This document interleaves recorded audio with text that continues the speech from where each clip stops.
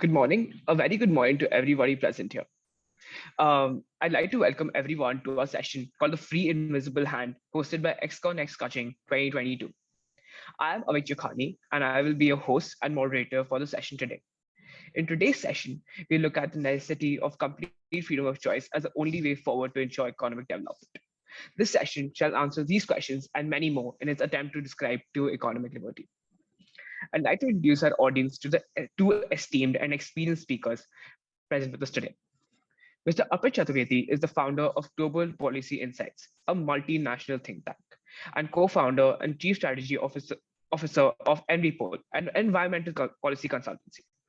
Mr. Chaturvedi is also an author and strategic management professional with a Master of Public Administration focused in government, politics, and policy studies from Cornell University, the Cornell Institute for Public Affairs, where he was an editor-in-chief of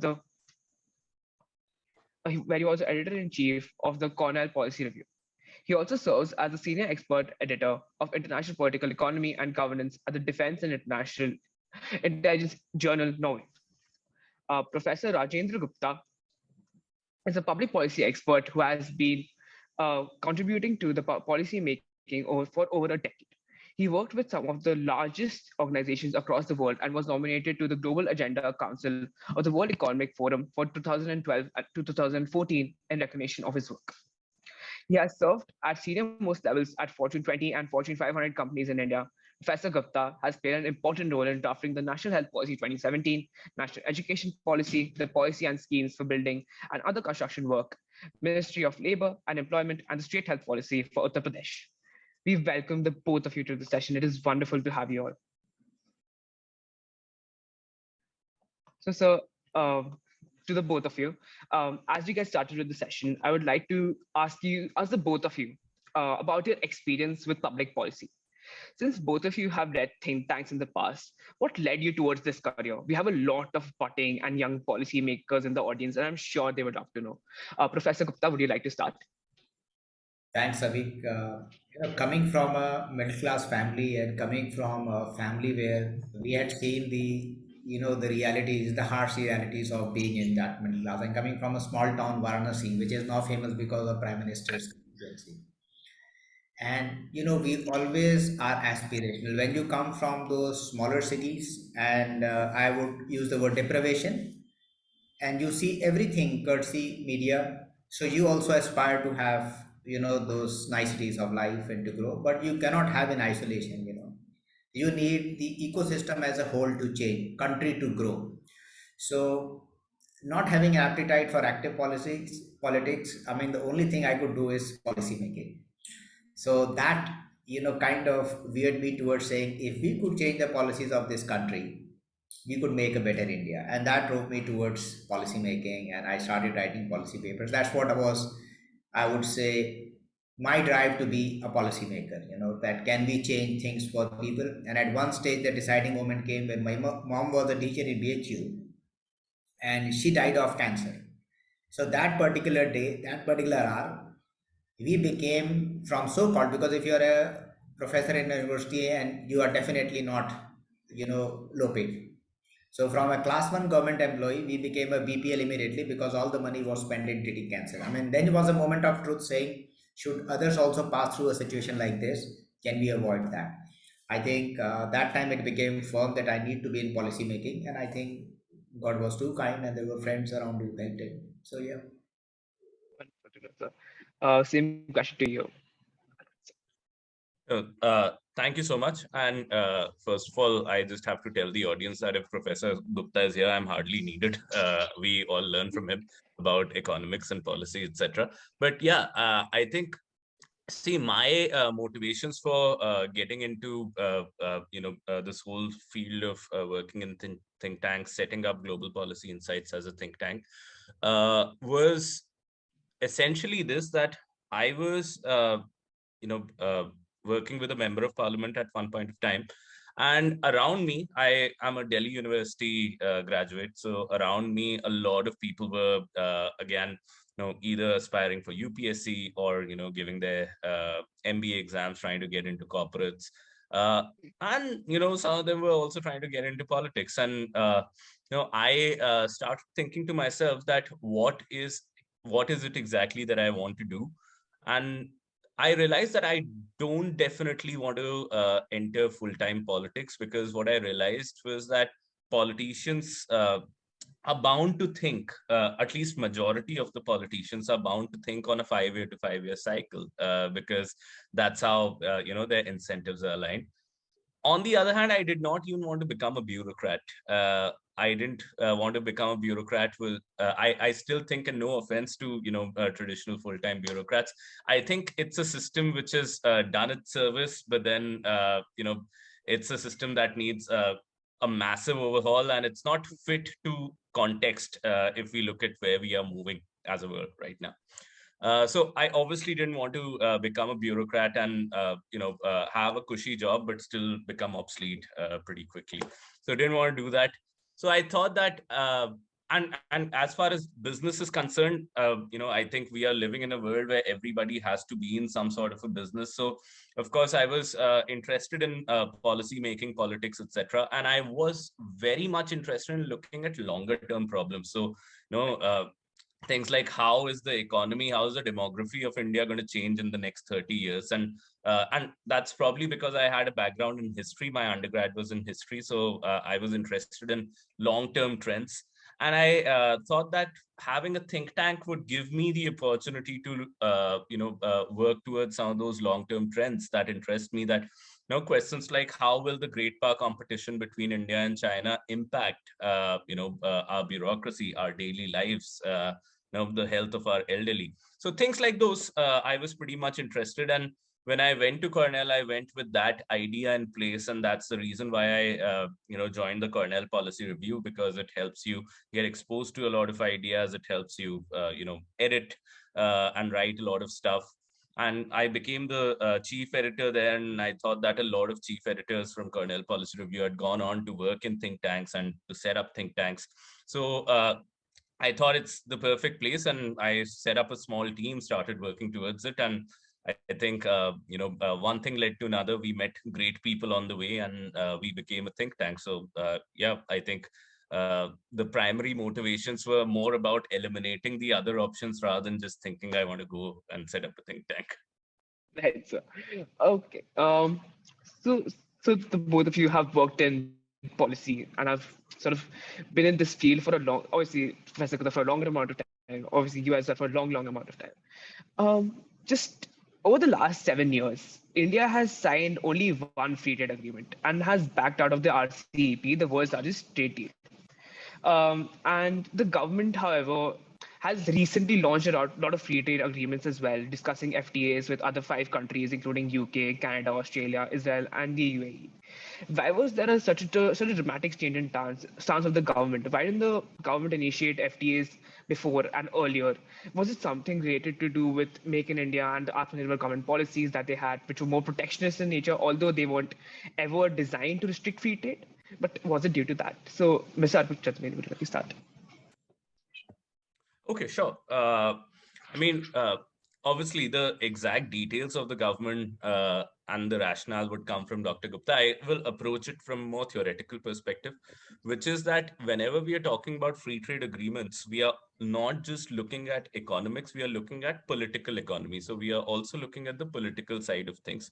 And I have personally been very inspired by the work of Stephen Krasner. And I'll quickly share my slide in a bit, and I'll show you broadly what Krasner is trying to say.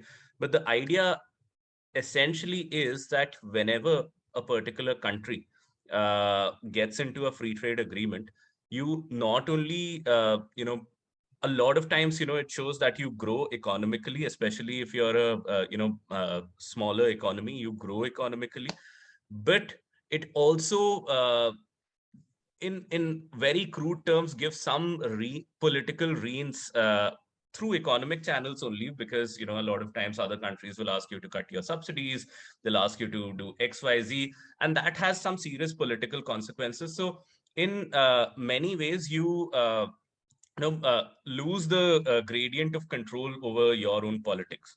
Okay, especially if you're a smaller economy. Comparatively, it's all comparative. We are otherwise a very big economy, but it depends whom we are getting into a free trade agreement with. Okay, so that's broadly what Krasner is saying. And his whole paper about state power and the structure of international politics is essentially this, that the size of the economy, the size of the country, and the other countries with whom you're getting into free trade agreements with will impact overall your choices on whether you want to get into it or you want to go it alone and just stay out of it. Because a lot of times what also happens is that for India, if we get into free trade agreements with other nations, what typically would happen that you know you are already in a trade deficit with those nations. You get into a free trade agreement and you get into a much deeper trade deficit with those countries. What I'm trying to say over here is that there is no silver bullet. There are contexts wherein free trade agreements are brilliant.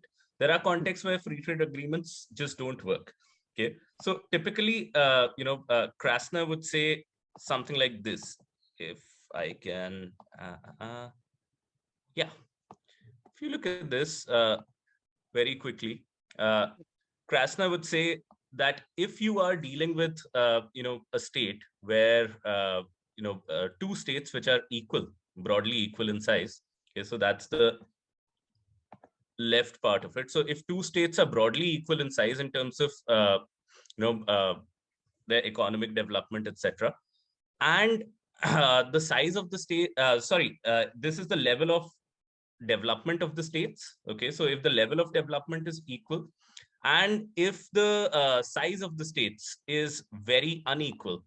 Okay, so think of states such as Japan and let's say the United States. So level of development, both are quite developed economies, broadly developed economies. Obviously, Japan is much behind United States, but broadly developed economies. So level of development is equal and size is quite unequal. Then you see a high amount of trade happening between these two countries.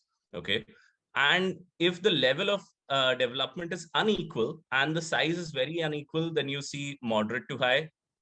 And if the level of development is unequal, which is typically the case, let's say if you were talking about India and Canada, free trade level of development, super unequal. And the size of the state, in terms of population, in terms of, overall size of the economy, you have to take, a judgment. If you look at it in terms of population, then we are very unequal. Okay, so we can expect moderate to high trade over there. And if you look at it in terms of the size of the economy overall, etc., then we are relatively equal. So we still see, nothing more than, a moderate trade that, if you look at the overall picture, because a lot of it is dependent on the size of your home markets. A lot of it is dependent on, the size of the other person's home market and the level of their economic developments, which essentially informs whether you're going to go in with a free trade agreement or not. And even if you formally go in with a free trade agreement, it does not mean that you will always have higher levels of trade, because eventually it's going to be the economic actors, the individual business persons, the individual politicians, the individual state governments that are going to decide the outcome. My last point on this is a lot of times countries would enter into free trade agreements because they don't want to miss out on an agreement which is already happening. NAFTA is a great example of that, where Mexico entered the free trade agreement because US and Canada were already getting into it. Obviously, not no NAFTA situation was a lot better for Mexico than being in NAFTA, but being in NAFTA was still better than being outside of it. Okay, so a lot of times it's just that the choices that the world gives you. And if you personally look at what I think about India's stance, a lot of the times we have been pretty okay with those strategic choices. If you look at RCEP, if you look at some of the other free trade agreements that we've said no to, it makes sense a lot of times because we wouldn't have had free trade anyway, and we were better off staying outside of it rather than just being into that whole quagmire. So that's it from my side, but I'm happy to answer more follow-up questions. Sure, sir. I'd like to get in more about India's perspective on the same issue from Professor Gupta, sir. Thank you. I think Arpit made this point very well. You know, a free trade agreement also has to be a fair trade agreement. That's the fundamental. And this is more complex, and we try to oversimplify. I think Arpit made a very strong point. We try to oversimplify such things, and you should also understand that these free trade agreements also are a result of a lot of international lobbying. Mm, Now, I'll come straight to one of the largest and the biggest RCEP, the Regional mm, Comprehensive Economic Partnership. Now, just understand the contours of that agreement, what would have happened. And this is my view. When I get a chance to write policy, I insert my view in that. That's what we are supposed to do. Of course, there has to be a backing by data and evidence. So, look at India. We had to drop 80 to 90% of tariffs on 80. I mean, almost like 80 to 90% of the goods we had to drop because of this RCEP. What would have happened if without those tariffs? What is the situation of the Chinese trade imbalance with India? I think at one point you referred to the MSMEs shutting down at 2.5 the time than they were shutting down before COVID. Imagine if this treaty was there, what would happen? So you need to factor that all these free trade agreements are about market access. That's the word most of those multinationals and governments will use. But actually, it is not access, it is capturing. When their markets are saturated, they want to capture. Now, I think Arpit made this very strong point. I'll give you an analogy. We had always this debate that connecting the rivers will solve India's monsoon problem, flooding problem. But this free trade agreement has an analogy there. So, will you connect a high gradient river with a low gradient river? What happens then? Tell me. So, same happens. Yeah. So, same happens would happen with the situation currently. That our companies in India are not competitive enough. I think this is where the idea of the government of self-reliant India flows in. That let's make them competitive.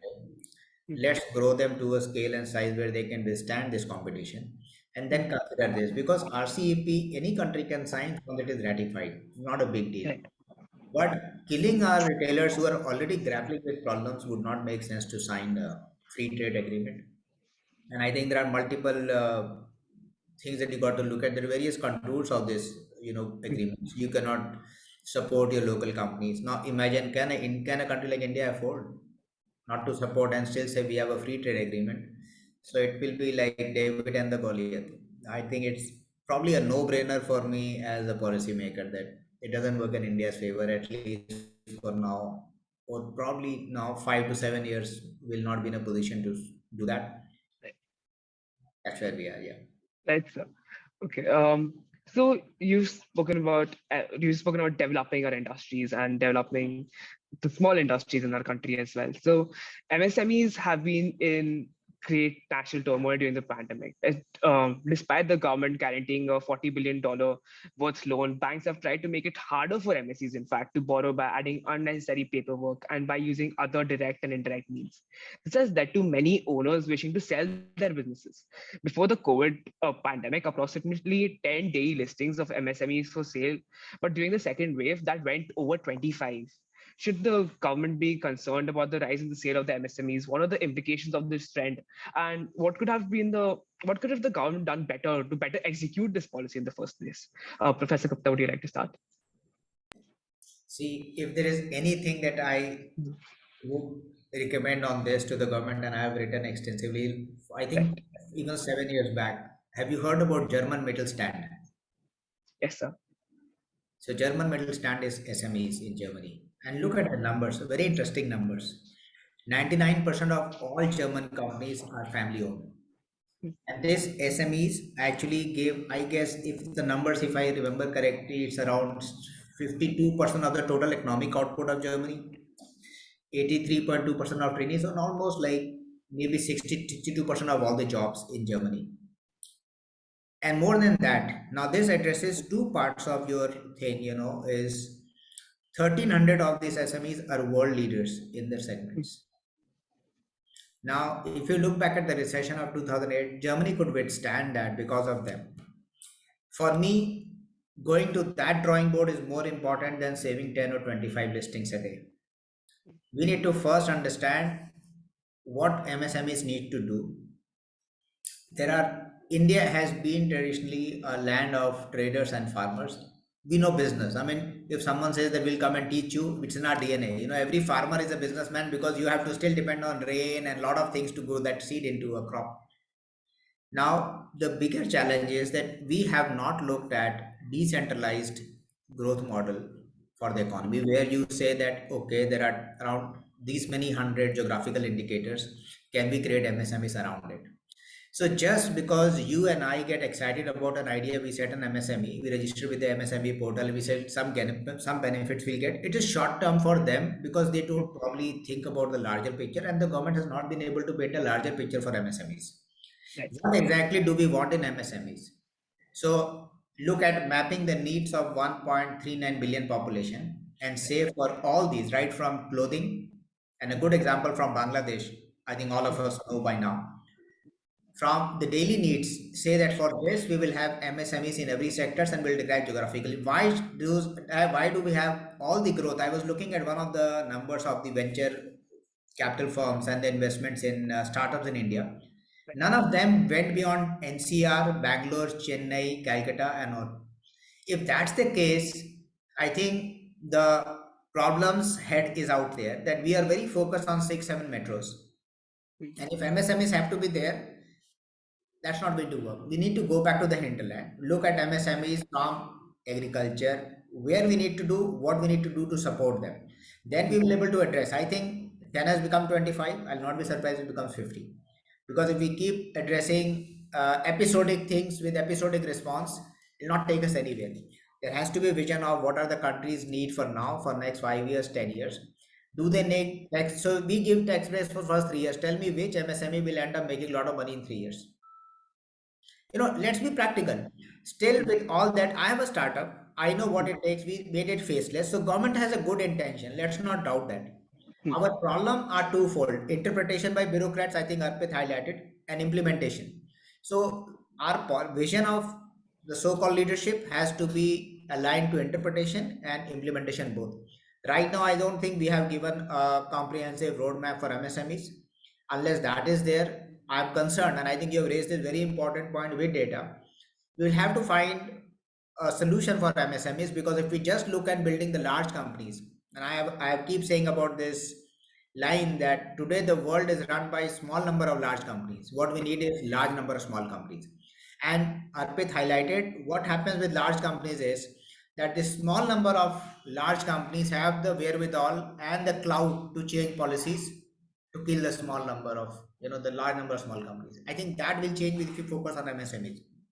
It should be country's priorities. For now, we don't have a plan, but I think we should dwell on a long-term plan for MSMEs. Otherwise, this is going to be a real issue. Right. And thanks for raising this. Right. So, Mr. Arpit, would you like to add to anything that Sir said? Absolutely. See, I'm in absolute agreement with Dr. Gupta, and I think that this will be a huge problem if we don't do much about it. We have to understand that 30% of the national GDP still comes from MSME. However we categorize them, still comes from MSME. Most of the jobs still are in MSME. We also need to understand that about 53% of the MSMEs are in the rural areas. I think, there would be a lot more than that, but officially the numbers say that 53% of the MSMEs are in the rural areas. And when we are talking about MSMEs, it is just the one M that constitutes all of them. 99% of them are micro. So there's no small, there's no medium, all of them are micro. Okay. Now, when we are looking at that, I feel that there's a dark triad over there, and I absolutely agree that it's not, the government's intentions, one after the other, successive government's intentions have been in the right place. A lot of times it is because of bureaucratic incapacity. Because if you look at it, and over time things are improving, but if you look at the dark triad, The Dark Triad is number one, the compliance regime, and the government has been working hard to rationalize the compliance regime. A recent report that had come showed that in 2019 alone, there were, let me just give you the exact number. So there were 3,069 updates to the compliance requirements for MSME, which is about 8 compliance changes per day. Now, it is only in a country like ours where even if you're a small business person, you need to hire a CA, you need to hire all sorts of professionals, you need to do all sorts of jugglery to meet your compliance, just to make sure that you're not on the wrong side of the law. Okay. Uh, and I think that's a big problem. We need to make it easier for the MSMEs to grow rather than having them spend all the time. Professor Gupta. No, go ahead. Sorry, I wanted to make this point. I had mentioned in one of my books. It's a very Right. interesting thing that government and bureaucracy have to understand. The Mhm. tax structures are such that around 30% of the corporate income goes in taxes, Yeah, which actually has a much more important message than just tax. That means government effectively is a 30% stakeholder in every company. true. Can it Mhm. become a responsible stakeholder? I mean, you are a stakeholder who has an upside. So Yeah, if I take profits, you take 30%. If I make losses, sir, not my those are problem. gone. Yeah, You are defaulter. What kind of stakeholder are you? I mean, as a person who takes away 30% of my profits, that's a you're a, brilliant you're perspective. a, you're a shareholder. Behave like a responsible shareholder. I mean, if that is one thing government understands and the so-called bureaucracy, which I love to hate, for reasons that everyone knows, that our entire perspective will change. Now, imagine, can a small company afford to hire a CA, CS, lawyer, Exactly. valuation guy, and then someone to take for me the problem becomes more, because I don't believe in greasing someone's palm, so I have to communicate, spend a lot of time talking to people. No, we are not going to pay, can you do it? So we wait 7 months to do a thing that takes 7 days. So Yeah. I think more than that, government is by default a shareholder in every company. If they understood that, most of our problems would be solved. I think that is for me more critical than anything else. Right. No, absolutely agreed on that. And I think, for those who are attending right now, this is the perspective that we need to, ingrain, because a lot of you will become government advisors and join the government at some point of time. And you need to look at yourself, as Professor Gupta said, as stakeholders in those companies. So just to complete the dark triad, the first one is, rationalizing the compliance regime. The second one is, still about infusing funds, infusing investments, which I Mhm. think, there's a lot of effort towards that. IFC had come up with a report which said that even today, only 16% of the MSMEs are taking formal credit. Okay, the rest of them are still operating in the informal market. And why is that happening? I will tell you, personally, if you are looking at formal credit right now, if you're a really small company which has minimal collateral, especially if you're in the service industry, you would not have so much of physical assets, etc. Then without the collateral demands of the banks, you are hardly able to do it. Except mudra loans, Mhm. etc. They're fine, but then you need a lot more than that. But I can understand that banks have to secure themselves. Okay, but Right. even after giving collaterals, if you look at the interest rates, and the compounding effect of the interest rates are so high that the companies, they get caught in that cycle, and the cash to cash of the company, which is the lifeblood of any organization, goes for a complete toss. Okay, so if you're looking at interest rates, we need to have a serious conversation about, can we talk about really low interest loans? And obviously the government is working towards that, but it is also the private banks that need to be instructed, regulated, or incentivized in one way or the other to offer easy credit, Mhm. and not just offer easy credit in the urban areas, but also offer easy credit in the rural areas. So I think that's the second. Credit is the second part of the equation.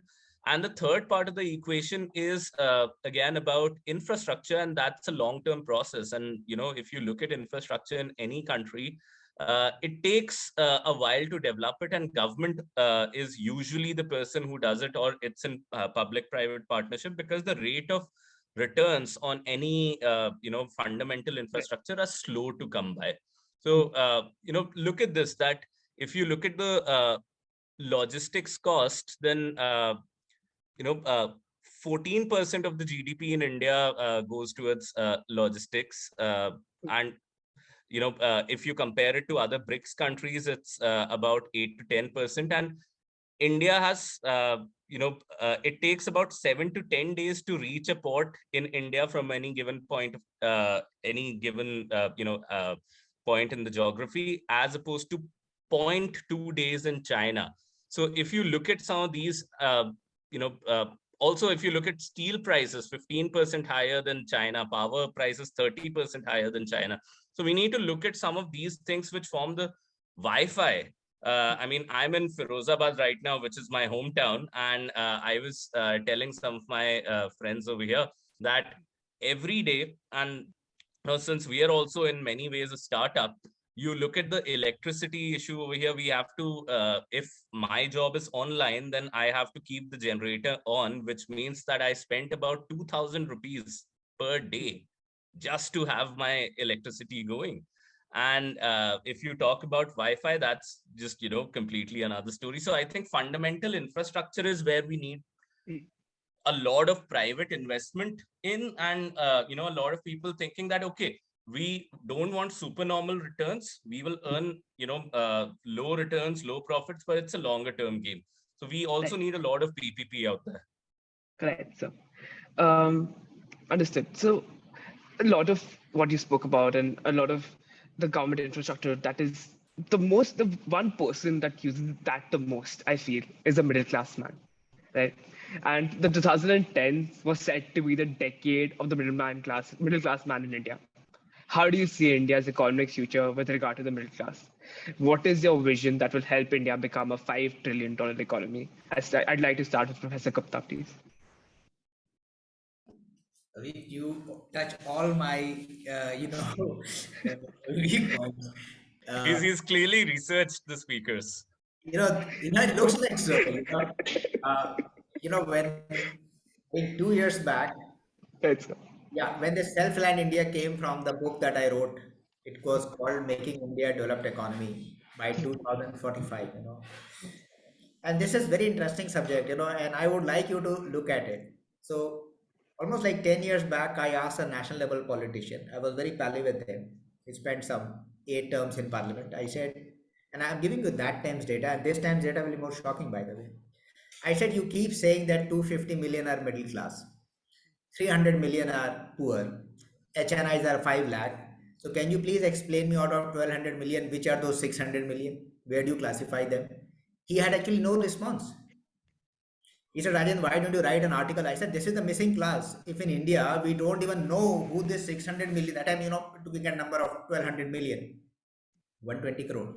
I said, 250 million हमारे गरीब हो गए, 250 million middle class, तो 600 million कहाँ, ये तो समझाओ मेरे को. उसकी कोई बात ही नहीं करता. This guy had no response. And I kept saying, so I actually started digging data of how do I figure out India's middle class, which I covered in my book, Tough Choices and Hard Decisions. So this is very interesting. When you say middle class, I think India has oversold the middle class story. Sitting in Bombay, Narsimhanji, or Delhi for me, I'm from Navi Mumbai, or Arpit from Firozabad, he's mostly in Delhi.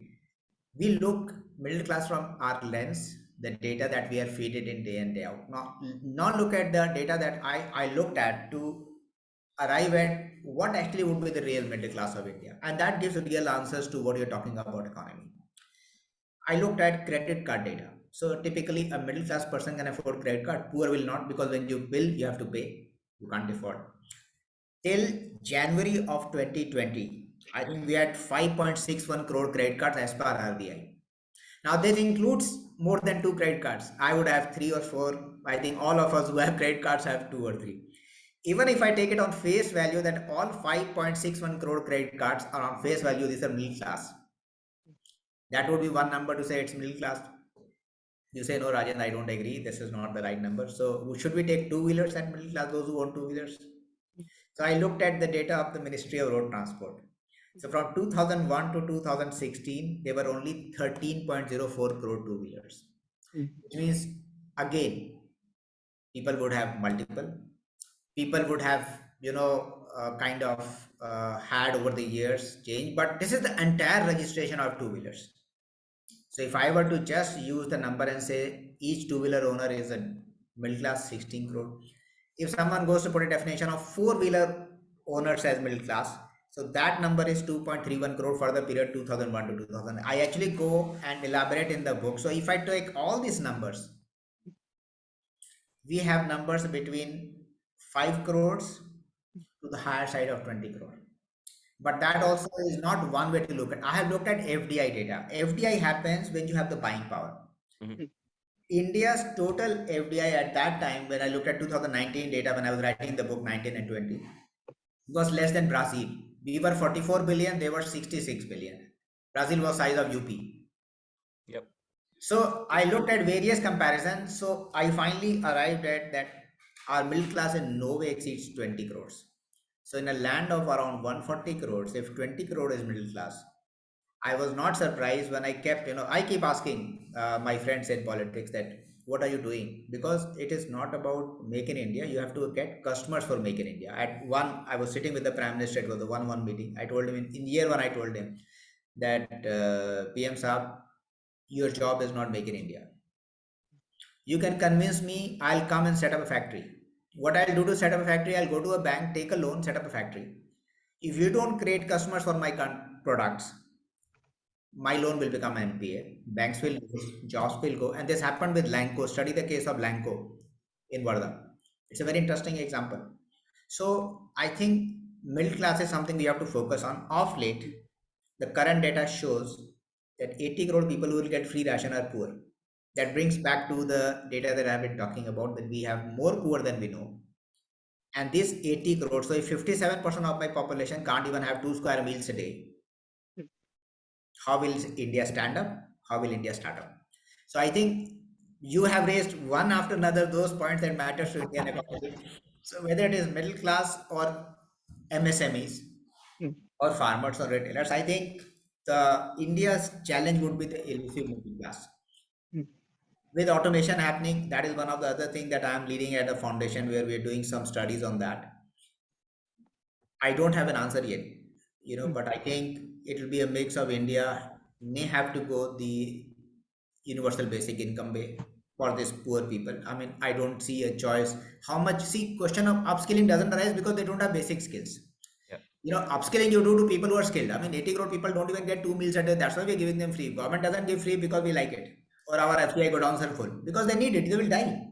So if 80 crore people are getting free ration, we have a serious middle class challenge. And I think we need to address it. And I'm quite excited with the fact that you raised this issue and you have thought about it before you raised it. But thanks. This is what I had to say. Right, sir.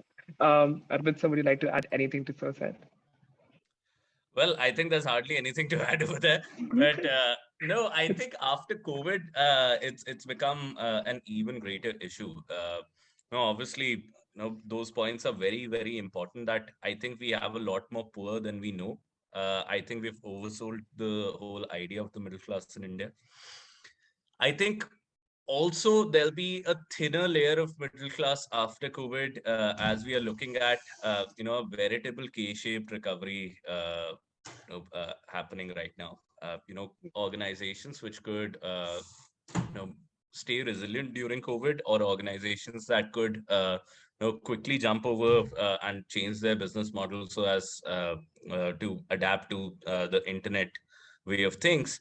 They are the ones who are surviving, but many of them, I'll probably just give you a view from out here. I don't know if you can see all of these factories, all of these chimneys outside over here in Firozabad. Majority of them are shut down. Majority of them are not, doing any sort of production right now. And again, I think that I still hope that India is able to develop a strong middle class going ahead in the future. But again, the answer lies in two of the things that Professor Gupta said. I think, his book on education and the role of technology and skill development that's going to impact how we earn our livelihoods in the future is a very important piece of work, and people should look at it. I've read it with great detail. I think that we need to figure out ways in which India can do research effectively. And you might just suddenly think that, yeah, you're middle class, so how come he's talking about research suddenly? But I'll tell you my logic. See, any country that you look at, which is the so-called developed country, or even China, which we hardly accept that it's a developed country right now. But if you look at it now, they are having more original IPs. They are investing in fundamental research. Those scholars are writing a lot of original papers. A lot. If you look at US as a classic example, or the rise of the United Kingdom as well, there was a close compact between researchers or university, the businesses, and the government. Even now, if you look at a university research institute in the US, you'd see that a private sector company, like I remember at Cornell, Nestle would be testing its products, and a lot of product development would be happening in the Cornell dairy labs.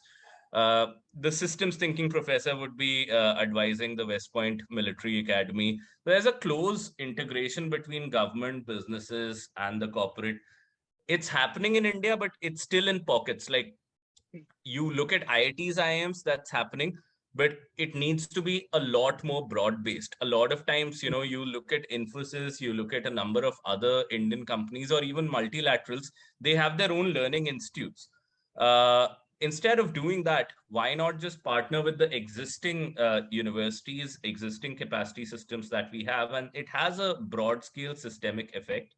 Finally, what I want to say is that there's enough research which says that countries that invest in their own security innovation, when we are talking about the agenda of building your own capacities to secure yourself, I think that's one thing that leads to a lot of tech transfer. You can bring in technology from outside, but it would not seep in unless you are innovating. And a lot of innovations that you see across the world, they all started as security innovations. The internet started out as a security innovation. Okay, so you innovate on the security front. That's the frontier of innovation, and that's how you become a country. Like in India, we are a country where we are living on technology which was not fundamentally invented out here, and that's the reason a lot of times we don't appreciate the limits of those technologies. That's the reason why when an airplane is moving, the air hostesses have to tell people that no, you sit down, otherwise you're going to get hurt, because this is a technology we haven't developed, so we don't understand this on a very intuitive level. And in order to do that, we need to understand technologies at a intuitive level. We need to be a nation which is not just in love with technology, but also in love with fundamental sciences. Okay, we love technology, we hate fundamental sciences in this country. So we need to just change the way that we look at, and we need to collaborate more often with the government, universities, businesses, all of them coming together, and more on the security side, I believe. Yes, sir. I think Professor Gupta has. Yes, sir. Go for it, sir.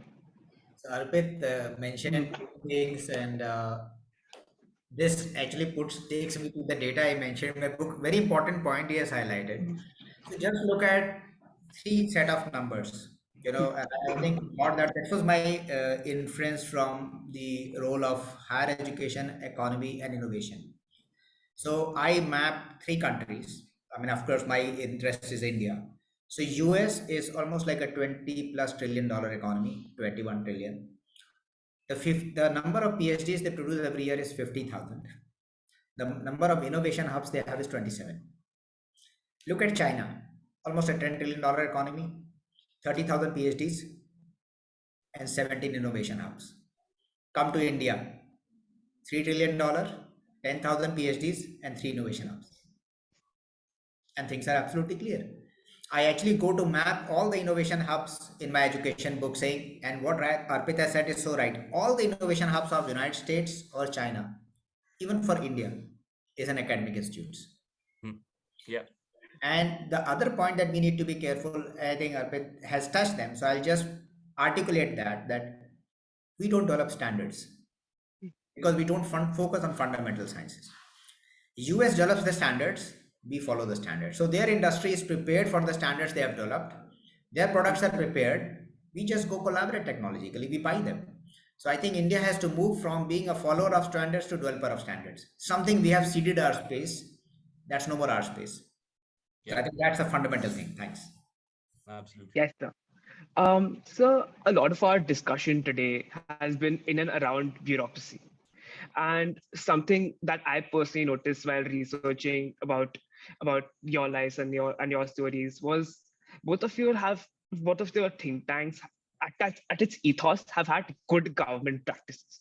I wanted to know what good government practices meant and how could young policymakers make sure that good government practices are first of all followed and then continued on forward. Arpit, sir, would you like to start? Sure. I mean, that's a very, very difficult question. What is good governance practices? I just say, see, if you look at things from a governance perspective, the perspectives on good governance have changed over time. There used to be a time where this whole discipline used to be called public administration. And now, in the past decade, the whole discipline was started being called public management. A lot of times you were starting to get degrees in public management, and now I'll tell you, a course that I taught at the San Francisco State University was called Comparative Perspectives in Public Service. So now it's become public service, and from administration to management to service is a radical shift in perspective, which is that at one point of time you were governing over people, at another time you were just managing people. So a few bureaucrats would just manage people and asking them about how you are doing it. It was fine to ask them, why did this happen, why did that not happen, but asking them why you're doing what you're doing or how you're doing a particular thing, that was a no-go area. And that was this whole theory of new public management, which was your Margaret Thatcher, Ronald Reagan theory, that you run the government like a business. Okay. I somehow feel that in India, we are still exploring new public management. If you look at the government reports, etc., especially the civil service reform reports, and that I researched thoroughly when I was writing my thesis at Cornell on civil service reforms. And the idea over there was a lot of Indian government agencies were looking at new public management, which is, will measure performance, will get everything down into numbers, will look at efficiency, etc. Okay, that's a good thing. But then the latest and the most evolved way of looking at public administration across the world is the public service perspective, which is that you are co-creating policies, you are co-implementing policies, you are co-evaluating policies with the people. And that's where a lot of these think tanks come in. And in this new public service perspective, I think Denhart and Denhart are, there's a group of writers who are doing a brilliant job of it, where they're talking about public participation plans. In fact, in the US now, as per the Title 6 of the Civil Rights Act, if any local government wants to get any money from the federal government, they need to come up with a public participation plan. And I worked with the Tompkins County government over there in the US to develop a public participation plan, which essentially means that if I'm building an airport, if I'm redoing the electricity grid system, I need to ask the people, sit down with them, figure out various samples within the people, various stratas of the people, make them sit down, make them deliberate, and then come up with the policy. And I'm not doing that without experts. I'm still bringing in experts, but I'm making those experts sit down with the people so that those experts are not making policies in a vacuum. They're making policies with the people, speaking with them. And I think that's where this whole think tank revolution in India is, coming up. In fact, That's a book that probably I should write in collaboration with Professor Gupta. That in India you see a real, it's an underground revolution right now. You don't see so many of them, but then there's so many of them just bubbling up. Uh, the idea over there is that why are people not working alongside the bureaucrats to make policies? And we want to skip a stage. We don't want to make government like business. We want to make the government work more efficiently, more effectively, and not just in a cold-blooded business manner, but then in more of a manner that probably a Mahatma Gandhi would have thought out of.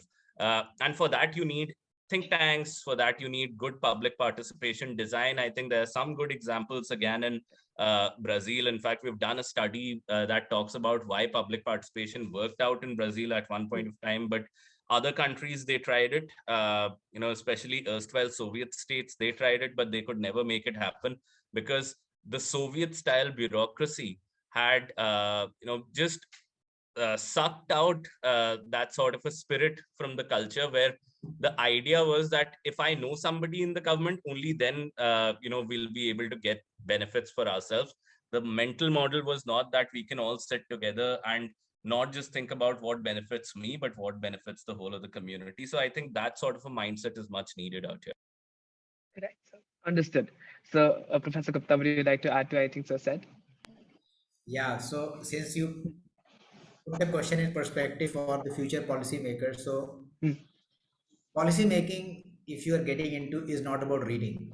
It's Right. about observing, being in trenches. So if you want to be a policymaker or be into public policy, do not read much, go and observe. Right. If you ask me the good governance and the things that I have followed, one thing I realized working in the government is that you don't need money to change. You have so much opportunity sitting in the seat of power to change the things that you do actually don't require too much money. And for a country like India, not at all. What you need from a good governance perspective is go talk to people, hear them out, see their problems, and always remember power flows through you, not from you. That is one of the biggest mistakes people in seat of power do. When they sit in the positions of power, they think, I am power. Power is flowing from me. It can flow through Arpit, it can flow through Avik, it can flow through anyone. We forget that. Once you are dumped from the electorate or from the government, then you realize, oh my God, I did a mistake. There is something that keeps going on without being publicly said, that a public servant actually had twisted the interpretation saying public is my servant. The fact is they are public servant. वो सोचते हैं public मेरी servant है. Now that's a fundamental shift, and I think Jawaharlal Nehru, our former Prime Minister, was so right in saying you should read. He wrote, I quoted him in one of my articles. He talked about the erstwhile avatar of IAS called ICS, which was Indian Civil Service. So he said, I think it was around 50 or 52. It is neither Indian, neither civil nor service. Yeah. And our biggest problem, and I had a chance to discuss with Prime Minister once one-on-one. He asked me to prepare a note. I did give him. I said, जब नौकरी कच्ची होती है तो काम पक्का होता है. जब नौकरी पक्की होती है तो काम कच्चा होता है. What can you do to me? And I gave an example. I said, अगर मैं डिफेंस सेक्रेटरी, आप मेरा क्या कर लोगे? मैं मनोहर पारिकर से अच्छा ACR लिखा लूंगा. वैसे भी फैग एंड पे बनाओ. I'll play safe. कोई भी ब्यूरोक्रेट जब 35 साल काम करने के बाद सेक्रेटरी बनता है तो बोलता है यार इतनी मुश्किल से यहाँ पे पहुंचाओ, गलती नहीं करनी है. गलती नहीं करने के लिए काम ही नहीं करना है. And civil servants have started believing if you don't work, nothing can happen. Yeah. Problems come when you work. So they are actually, as we say, in sleep mode at the point of the career when they are secretaries, when they are supposed to bring about the change. So I told him that, start putting them, targets of what you're going to do. And I told him this in crude Hindi. कि मैंने कहा media तो हम लोग एक साल में फाड़ के रखता, हम एक साल में उनका एसीआर लिखते हैं, हर 3-3 महीने पे एसीआर लिखना चाहिए हम लोग.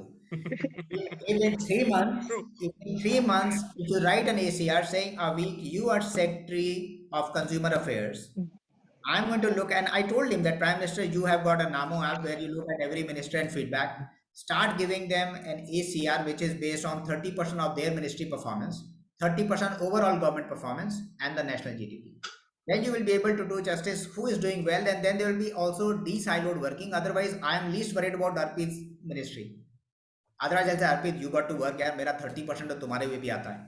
Yep. So I think we need to understand the teamwork here. And also, I think it's time to debunk that old model of fixed service till 60. Agreed. We all should take a trip to Delhi and sit in some secretary's office, They are already having a seven-star facility. Why should I worry about India? They become, and also they become insensitive with time. You know, they get so much goodies and so much, I'll say, praise, which is false. Saying, Avik, you are a fantastic bureaucrat. What a fantastic decision you have taken. Even you have screwed the nation. I will pamper you so much. If Arpit comes and tells you, Avik, you did a mistake, you will tell your secretary, Arpit should not come and get an appointment next time. Yeah. So I think that moment of truth doesn't happen. And that happens when you go and visit the field. Maybe bureaucrats need to first, I would say that, we should make them contractual like US government. They come with the government, they go with the government. So at least Absolutely. aligned with the commitment of the government. And then get experts. I have seen someone who was in mine gets into education. From education, he goes to, cabinet secretary. So how on earth will you be able to understand? So just take the example of Department of Space. He would not have flown a paper missile if it was headed by an IS. Yeah. Department of Space is headed by a space scientist. The Department of Science is headed by a scientist. Give them to IS, our country will fail. Will not be able to fly even paper files. Forget anything. So I think we need structural changes. Prime Minister had asked me. I gave him a note. I think there's a lot happening in that space now. But unless we change the fundamentals of bureaucracy, you and I can keep talking about many things. There are few exceptional bureaucrats, I'll say they are, but barely, far and few in between. I mean, what we need is across the board, which doesn't happen. So that requires a whole depth of discussion. I think we're running out of time, but thanks for bringing Right, this up. If I right, could sir. just add one quick thing to Sure, what sir. Professor Gupta said. Go for it. So, see, another thing that I found out in my research when I was talking to bureaucrats is that it's a big taboo amongst the bureaucracy to give their junior a bad rating in their ACR. Because if you're a bureaucrat and you give your junior a bad rating, then the junior who's related or in good books of your senior is going to put more pressure on you to give them a good rating, or otherwise you will stand liable as a person who's defected out of the group, or you'll get a bad rating as a result. So, and this actually appeared in interview after interview after interview, which means that bureaucrats really, about 80% of the bureaucrats, in fact, not 80, I think the number is higher than 80, they get a rating of, 80% or more, actually 8 or more out of 10. So, which means that in the minds of the bureaucrat, things are perfect. Like most of the bureaucracy is working to a stellar level. Okay. Now, if that were true, then we would be living in a very different country. I absolutely agree with Professor Gupta over there that we have created almost like a nobility for life over here. That once you crack an exam, and that to an exam which essentially doesn't check for your capability and understanding of governance, you get people in, and their nobility for life.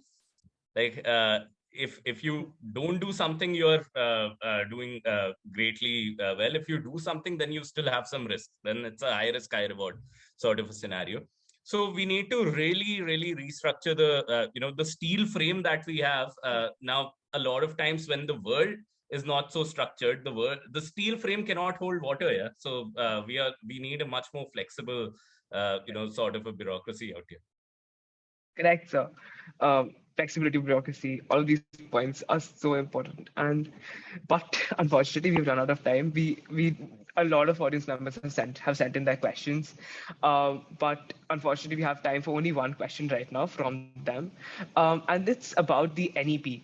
And it is in regards to the NEP. They've talked about how the NEP as a policy was first implemented, and then eventually a year down the line or 2 years down the line, it is still not only sorry, they've stated the word. It was talked about, but it hasn't been implemented properly or integrated properly into the system. They want to know what is the path forward for the NEP post the pandemic. I'd like to start with Professor Gupta on this. So Avik made a point today that he's going to pick all the sensitive points on me. Absolutely. When I was I'm drafting the sorry. NEP, I had one heated debate with my chairman, Dr. Kasturi Rangan. I must also say this, that this was one of the best committees I worked. I had a chance to write health policies. When I bought data before them and presented them, they accepted all the recommendations. So I would not undermine that, but I think they were fairly, I think, supportive, collaborated. That's how we could bring about major changes. So just try to sum it what I thought of doing there and what I would do now. Because I think from my side, I drafted the policy in January of 2018 when I gave the minister, and that is what has come out. But at that time, I tried to remove artificial barriers within the four walls. Now it's time to remove the four walls itself. Look at what 2 years have happened to education. How many of you have gone to your college? Now it is going to be 1st February, it may become later, we don't know. But what does this education deliver? And that time I'll tell you what all we changed. So I said, why can't someone do a PhD after graduation? PhD is about adding new knowledge to domain. Why should I wait for MPhil? I had not done my PhD, then I was still doing that. And I was a member of NEP, by the way. I had to do masters from UK to get to my PhD. So why should someone do this? Why can I change? And why cannot I change my stream? So one side you give an entrance test, another side say come with your previous course. Hey, come on! I did my BCom. I want to pursue something else. I've qualified your entrance for which you have tested me. Why my qualification change? Let me change my stream. I gave them example of all the scientists. I said, tell me if they had a PhD in the domain. Charles Darwin, Gregor Mendel. Look at their previous, and I gave them examples. I used to make presentations to them saying, if you're going to go and define them by their doctorate, they're never going to go anywhere. Luckily, they accepted. But I think a time has come for us now to look at not drafting a new curriculum, but relooking at certain aspects of NEP, because that time we removed artificial barriers, as I say. Now it's time to remove all the barriers. I think the education that should be done today would be in real life setting, not in four walls. We were discussing the structure of classrooms. Now we need to look at the structure of the universities. I think most of the universities that exist today, even the private ones, may not exist by the time we are thinking of implementing NEP. They will be out of business. So I think a time has come to relook at all that and not just defining a curriculum now, which we are doing. I think we need to redo that. Understood, sir. Arpit, sir, would you like to add anything to this said? No, I think nothing much to add over there. Absolutely agree that nowadays the government is talking about setting up legislation for online universities. So universities which have absolutely no physical campuses, etc. Now you look at a world where there are online universities with much lower tuition fee, with much better professors. What are the traditional universities going to do who have to maintain such elaborate campuses, etc., etc.? Not going to be in business. I think in terms of NEP, yes, I think inevitably macro trend in India is that now we have realized that we will have to move towards quality and flexibility. As Professor Gupta said, most of the innovation also that you'd see in the world is not coming from domain experts as well. It's coming from near experts. So if you look at telephone or, I don't remember the exact examples, but most of the inventions, like a telephone would be invented by somebody who was a lawyer, or there's a lot of this cross-functional melding of ideas that happens before an innovation takes place. And that's the reason why Silicon Valley is Silicon Valley. Like I was talking to a person who consults a lot of governments on how to build their tech ecosystem, and he told me that most of the heads of states ask him that, hey, how do I build a Silicon Valley in my country? And what he said is that Silicon Valley is not something that you can build, it's a mindset that you create. And for that mindset, you need people from various cultures, various expertise coming together with no restrictions that this person cannot do that person cannot do this.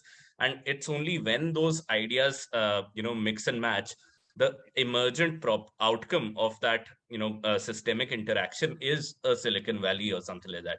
So we need to be a lot more open-minded at a very cultural level. We need to be a lot more open-minded. Understood, sir.